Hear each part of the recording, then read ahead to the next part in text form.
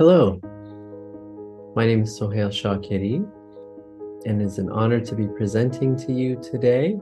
I'm going to be speaking to you about consciousness in the poetry of Maulana Jalaluddin Rumi.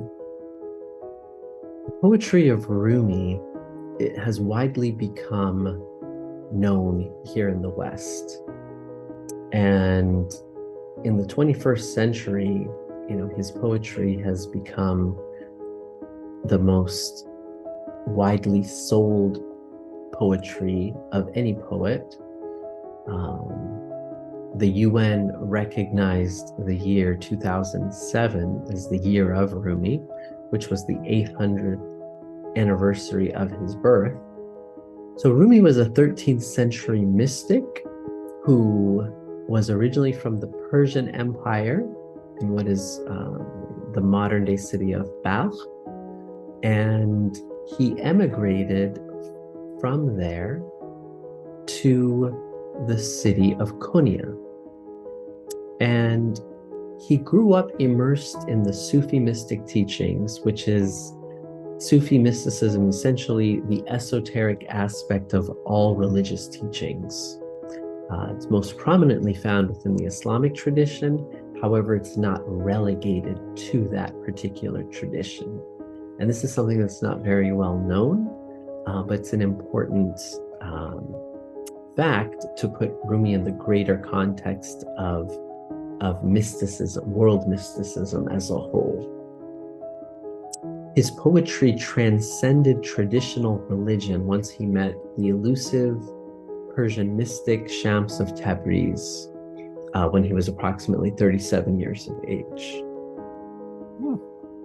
Upon the inspiration that he received from his guru teacher Shams, he posited that human beings are the latent source of infinite consciousness, aka God or truth. And so for Rumi, the experience of consciousness is synonymous with the experience of God.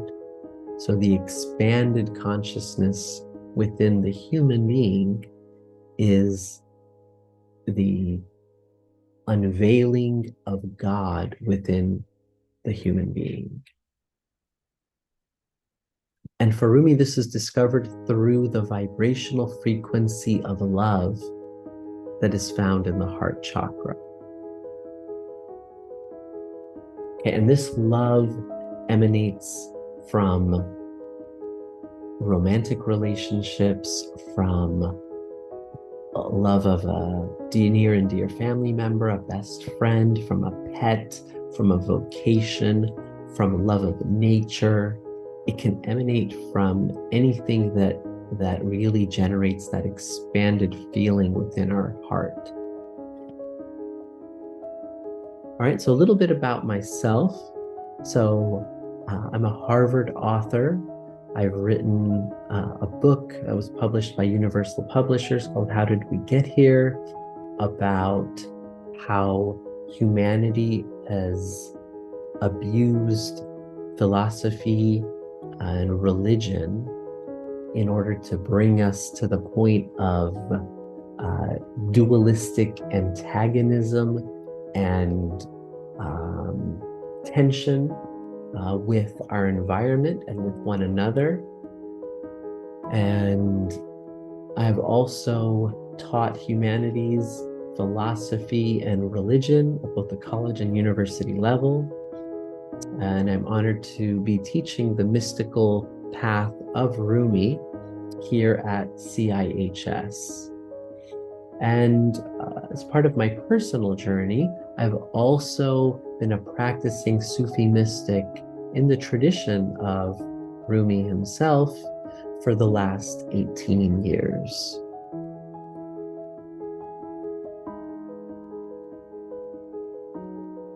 And so an important teaching of Rumi is that in order for us to expand our consciousness and to really tap into the depth of consciousness within our being, we must experience it rather than simply learning about it.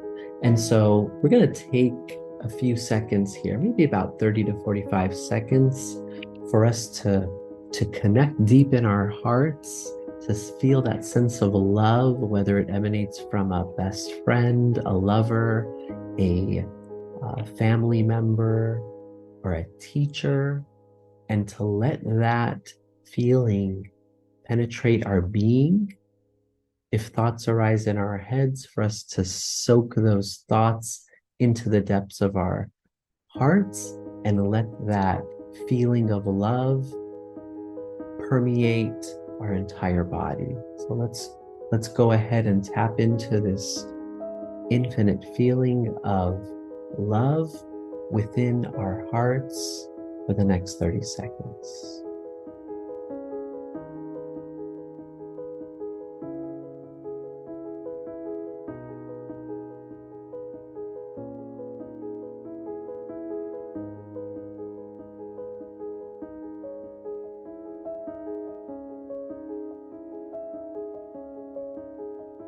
Okay, and so for Rumi, meditation is a portal to consciousness.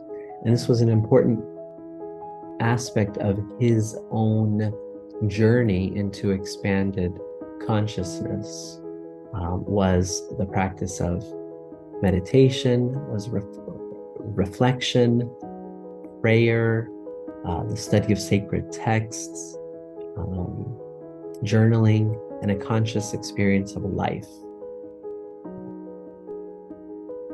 All right.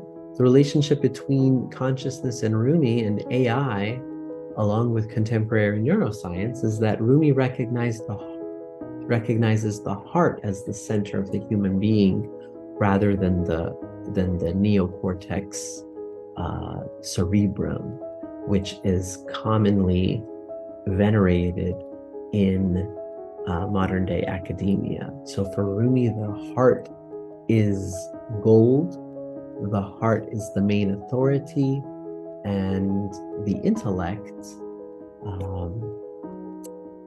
can serve as a tool to bring the guidance of the heart to life if it ultimately wants to serve the human being.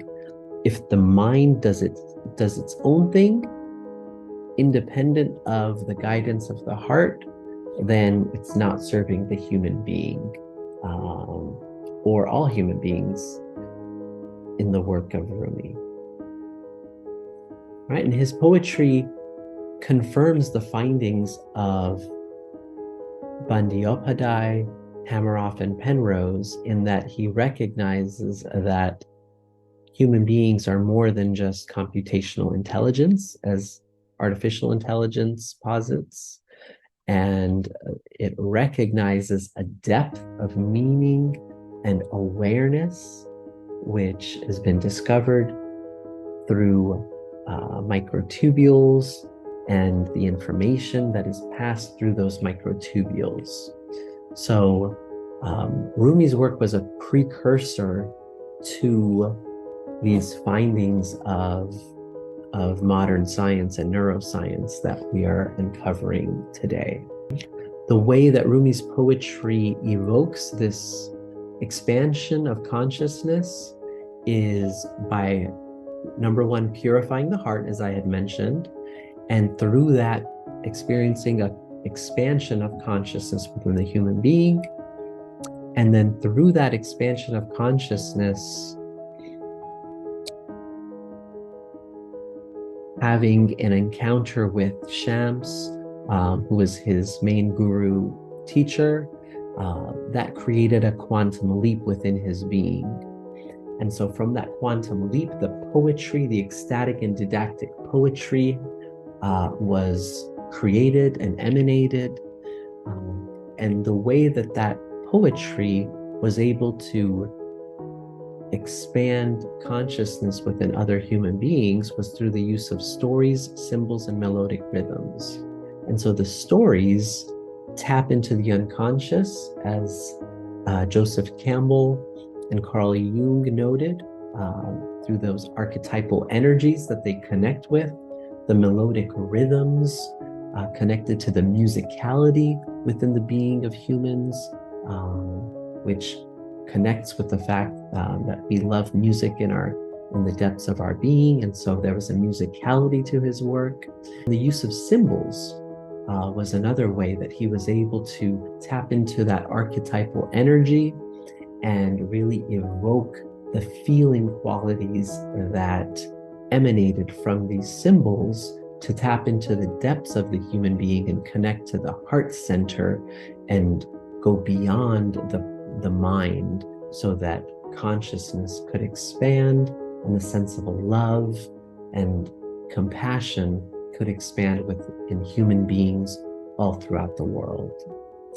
I thank you very much for your time and attention, and it's been an honor to present for you today.